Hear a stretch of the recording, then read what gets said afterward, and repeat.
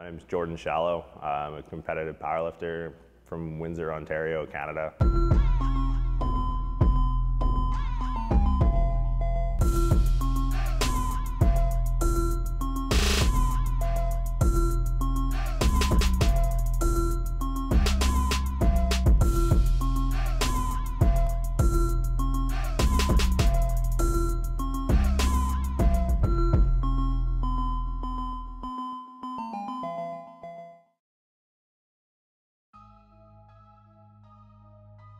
I tore a muscle in my leg called your sartorius. So it's not one of the 4 quad muscles, it's just an easy way to identify it. It kind of runs from the inside of your knee up into your hip. It's just like secondary stability muscle. It was two or three weeks out from my last competition, kind of unracked. I think it was unracked 719 and just stood up with it and just felt it and just did a quick inventory like, hey, I'm still standing. So that's immediately, it knocks out like, you know, it's not my quad, it's not my hamstring, it's not my ACL. There's some things that if they pop, you're going down immediately. So did a quick inventory and kind of like tested the waters, wasn't bleeding. So I was like, all right, let's try it. And it was as I expected. It's the sartorius. So right now it kind of resides halfway up my leg. It just detached itself from its insertion point. So it just kind of balls up, and you'd be able to see it in training, especially when I'm deadlifting on the lockout. It's kind of right where the bar likes to rest. It's a secondary flexor, abductor, external rotator of the hip. Secondary. So as long as my primaries and my tertiaries are in order, we're gonna ride it out for as long as we can. It hasn't been self-limiting. I mean, I competed 3 weeks after I injured it. Some pretty bad bruising going into the meet, but function was there, just because I've done due diligence on like the primary and the tertiary muscles that kind of work in unison with the sartorius. I mean, it wasn't comfortable, especially on my last deadlift, but I was able to PR total 1901 with a 705 squat, 200, so 441 bench and a 755 deadlift. To get into the 242s and then to be competitive and feel strong, I think diet and nutrition is something that, like, the day of the fat powerlifter is dead, right? It's just like old school guys, you're just not gonna see it anymore. And all the guys at the top now are just, I mean, they could be bodybuilders and some of them are.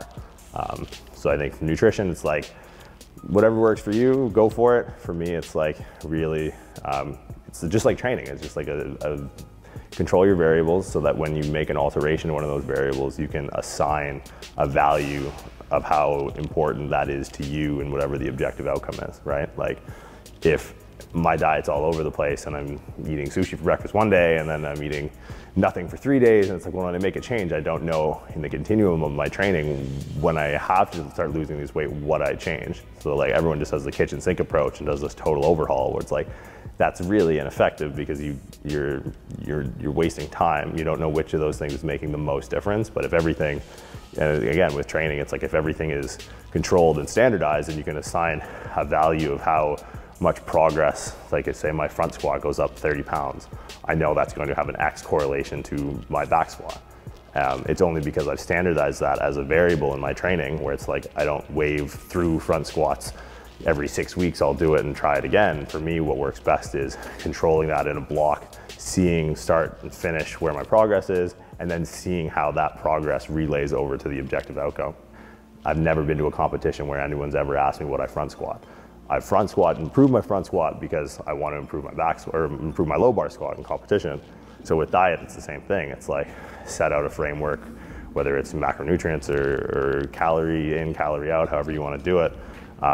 But you have to standardize that variable, because if it's variant, then you'll have no idea what works for you and what doesn't. That's the hard part with powerlifting, because I was sold on the idea of like, yeah, it's like bodybuilding, but you don't have to train calves and you can eat whatever you want. I'm like, yes, that sounds perfect. No, food's definitely a vice, and it's definitely after a competition. It's anything, sushi, cheesecake. And I mean, like, I'm arguably a better eater than I am a powerlifter.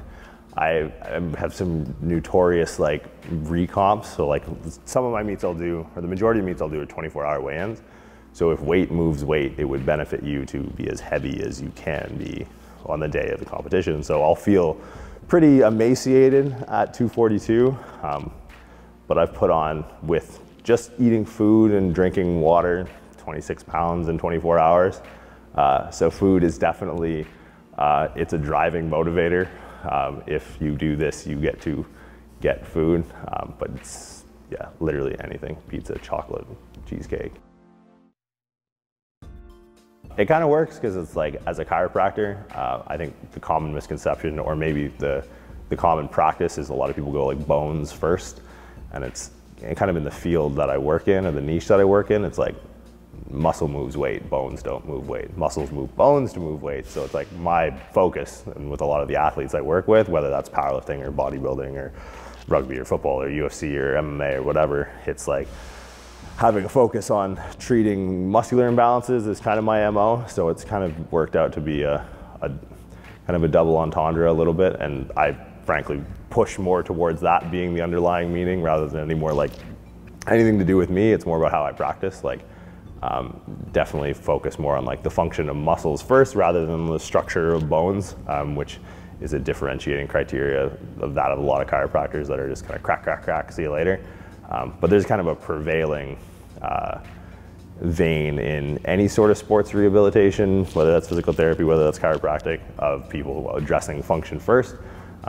Because if you go to structure, what you're going to end up doing is, well, either A, nothing, or B, end up having to go see a guy with a scalpel that'll really change your structure for you, right? So yeah, the Muscle Doc as the Instagram handle is just something that just kind of stuck, but it works. I don't know, it's kind of part of the identity now. It's what people know me as, and I'm sure I've been called worse, so I'll take it. What's going to trip lifters up at, as far as injuries go, is going to be, it's going to be the same for every level of lifter. So like a novice lifter is going to get tripped up with technique, right? And that's where they're going to succumb to injury, is just poor form. And that's like the story you've heard 1,000 times. Like, yeah, you know, like high school wrestling coach had us max out 3 times a week and I didn't know what I was doing, and I tore my labrum in my shoulder. It's like, all right. But as you progress, as that field gets narrower and narrower, whether it's just a genetic resiliency, and some of these guys are just bulletproof. Like you see some guys' technique, and not at the high levels, because technique is going to appreciate strength, but novice to like maybe intermediate lifters, there's some guys that can get pretty far kind of propped up on bad technique that are just, their joints are just bulletproof. There's no rhyme or reason to it. Don't make law from bad cases. Just leave it alone. Don't try and emulate that. But then as you get into the top end, or as you progress through that and you're a more advanced lifter, getting off the barbell, once your technique is appreciated to a point where you're confident that you can take 6 weeks without a bar on your back and then put a bar on your back, and you've done it 10,000 times and it's mastered, it's perfected, then it's like you don't need to be low bar squatting, you know, 365, right? You don't have to do that.